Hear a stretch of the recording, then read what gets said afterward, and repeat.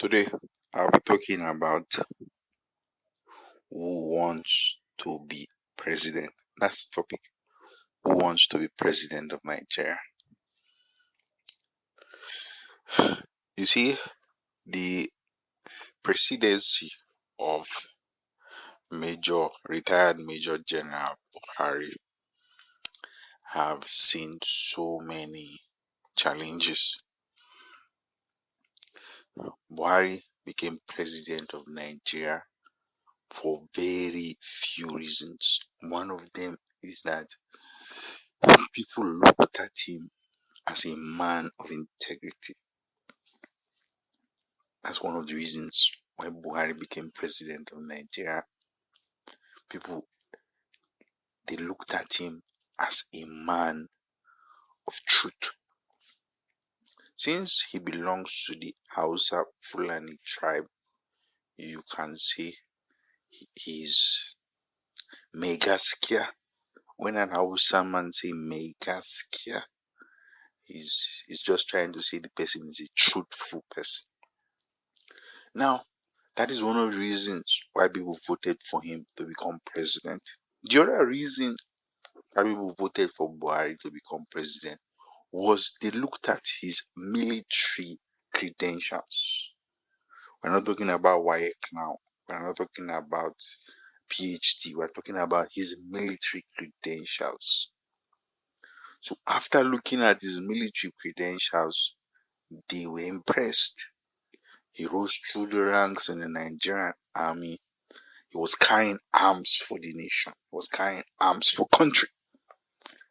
And he performed so well. They looked at him as a very gallant soldier.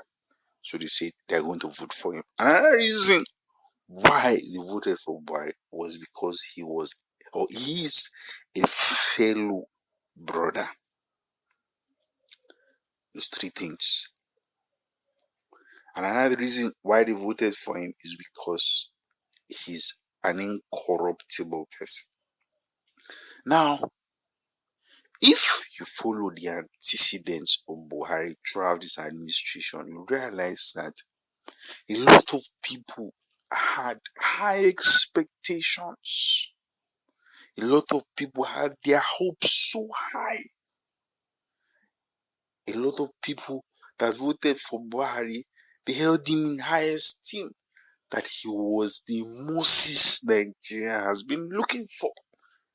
He was going to take Nigerians from a state of despondency to a state of hope. He was like a beacon of light. But unfortunately, Buhari, throughout his tenure, has not been able to match his promises with actions. That is not to say he has failed woefully. No, he has contributed his own quota. Now, let me tell you one secret. Anybody that decides to become a public or a politician in Nigeria, that person needs to understand one fact, that it is impossible for you to solve all the problems in Nigeria within a space of 4 years. Anybody that says he wants to be a career politician in this country, he needs to get one thing at the back of his mind. What is that? It is impossible for you to say you want to be the Messiah of Nigeria and you have 8 years to do that. It can't work. Now, the reason why it can't work is because Nigeria is a nation that is leading with troubles. Nigeria is a nation that is burdened with so many challenges. So it is impossible for anybody to say he's a Moses, he wants to come and solve all the problems. He's a Moses, he has all the answers. That person is joking. So Buhari has done some few things, the ones his energy can carry. As far as I'm concerned, he has done his best. But there's always a big question. Is Buhari's best good enough? See, everybody has his own thought process. Everybody has his own answer to that question. So it is a question that will provide an answer on its own, and it is everybody that will give his own personal answer. So it's a subjective question. Do you think Buhari has matched his promises with answers? Do you think that Buhari has solved the problems he intended to solve when he was trying to become president? As far as I'm concerned, he has tried his best. That is my own answer. But everybody needs to answer. Is his best good enough? So Buhari's tenure is drawing to a close. As it should. I am very happy that Buhari will successfully end his tenure without any interference from the military or from civilians. Because if you look at Buhari's history, you realize that he became president of Nigeria or head of state of Nigeria as a military man, as a military commander. He was toppled. He was removed from office by Babangida.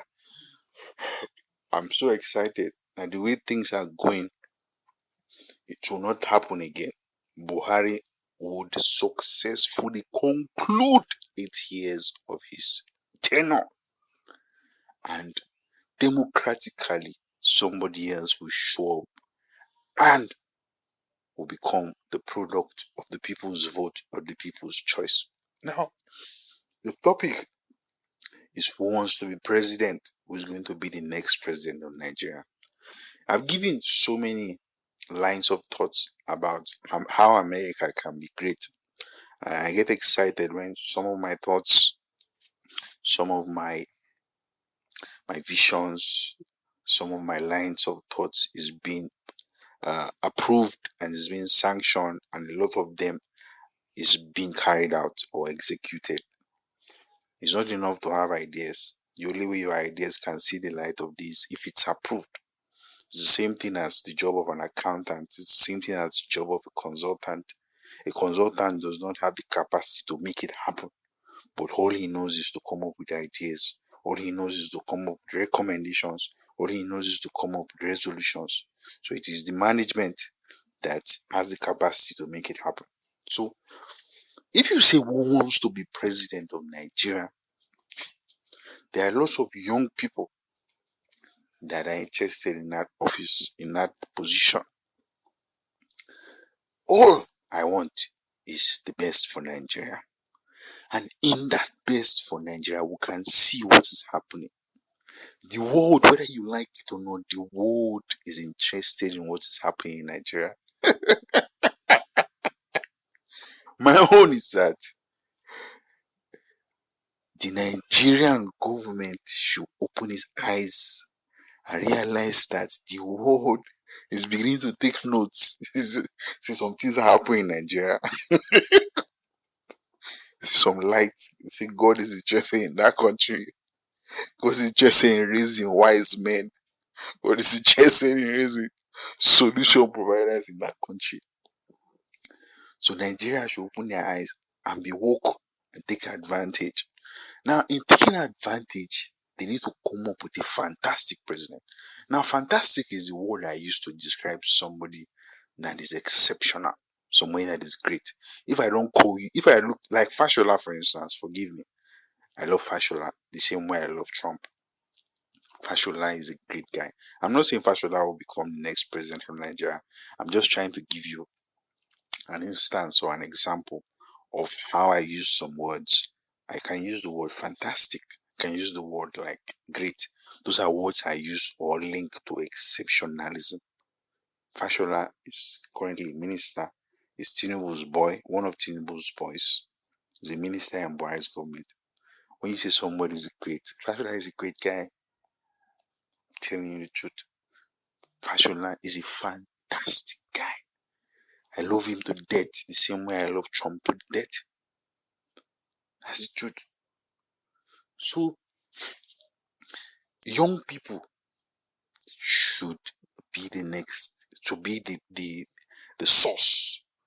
They should be, because if you look at the population of Nigeria, you discover that you have the old, you have the young.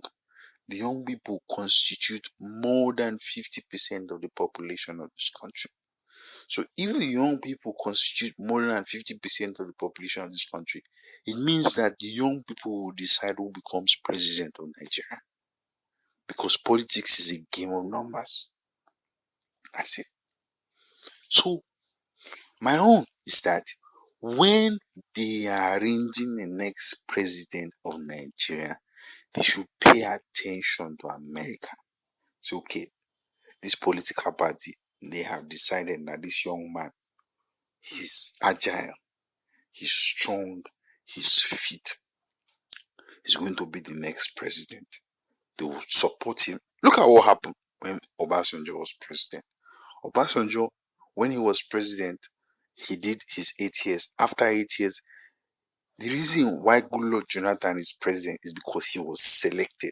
So, who decides who becomes the next president of Nigeria is the political party. So, if the political parties say we are going to handpick this candidate because we like him, we like his antecedents, we like some of the things he's known for, we appreciate some of his qualities, the next president is not going to be a product of an election. I'm saying it secretly. The next president is going to be the product of a nomination. See, he has been handpicked. So that's why I say they should be scanning. Who are the great guys? Who are the young guys? Say they are fit. When you say they are fit, you're talking about their physical antecedents. They are fit enough to absorb the shock. This, when you say you want to be president, the office of the president, it requires a lot of stress. If you want to be president, you have to be able to contain stress. It's like they should be, when they are soaking it, you are absorbing it. Lots of stress linked to that office. So you require somebody that is resilient, somebody that is young. Now, when the Bible says the Lord is my shepherd, what is the Bible trying to say? The Bible is trying to say that God is behind me. So I looked at how shepherds operate. Shepherds, they operate the same way God operates. God is a back officer. If you work in companies, you work in organizations, you know that you have front officers and you also have back officers. So God is a back officer. That's exactly what shepherds represent. If you see a shepherd and you see how they operate, you realize that shepherds are back officers. How do shepherds lead their flocks? They look at the sheep and they try and look at them and they realize that this one is strong, this other one is agile, this one, this is his strength, this other one, this is his weakness. Shepherds, when they scan through their flock, they pick the most agile. So when they pick the most agile, they select him. They select the sheep. They take that sheep and they put that sheep in front. Where does the shepherd go? The shepherd goes back. So when I say God is a back officer, that's exactly what I mean. In the Bible, you say, the Lord is my shepherd.